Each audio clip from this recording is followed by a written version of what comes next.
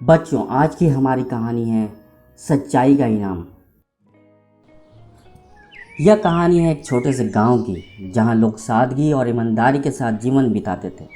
खेतों में काम करने वाले लोग, हरे भरे पेड़ और खेलते हुए बच्चे इस गांव की सुंदरता को और भी बढ़ाते थे। गांव में एक लड़का था जिसका नाम था रोहन। वह बहुत मेहनती और ईमानदार था।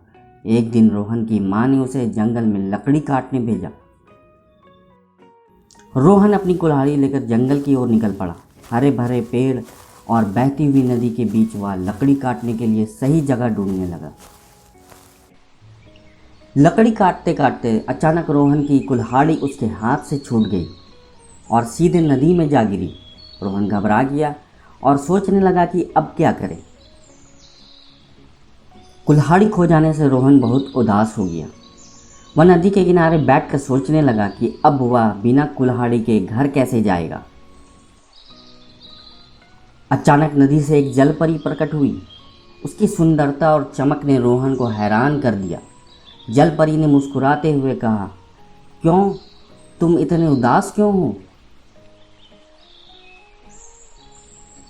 रोहन ने उदास स्वर में कहा, मेरी कुल्हाड़ी इस नदी में गिर गई है और अब मैं बिना कुल्हाड़ी के घर नहीं जा सकता।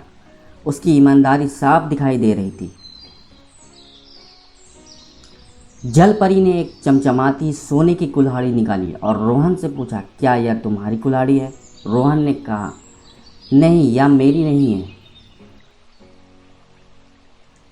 फिर जलपरी ने चांदी की कुल्हाड़ी निकाली और पूछा, क्या यह तुम्हारी है? रोहन ने फिर से कहा, नहीं, यह मेरी नहीं है।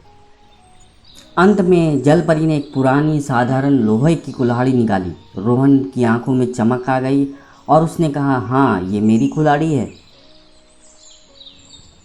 रोहन की ईमानदारी से प्रभावित होकर जलपरी ने कहा, तुम्हारी ईमानदारी के लिए मैं तुम्हें तीनों कुल्हाड़ियों का इनाम देती हूँ। रोहन ने खुशी खुशी तीनों कुल्हाड़ियाँ ले ली। रोहन बहुत खुश था। वह तीनों कुल्हाड़ियाँ लेकर खुशी खुशी गांव की ओर लौट चला। उसके चेहरे पे मुस्कान थी। रोहन ने घर पहुंचकर अपनी माँ और पिता को अपनी पूरी कहानी सुनाई। उसकी माँ और बाप उसकी ईमानदारी और जलपरी का इनाम से बहुत खुश हुए। जल्द ही रोहन की यह कहानी पूरे गांव में फैल गई। गांव के लोग उसकी ईमानदारी की प्रशंसा करने लगे, उससे सीख लेने लगे।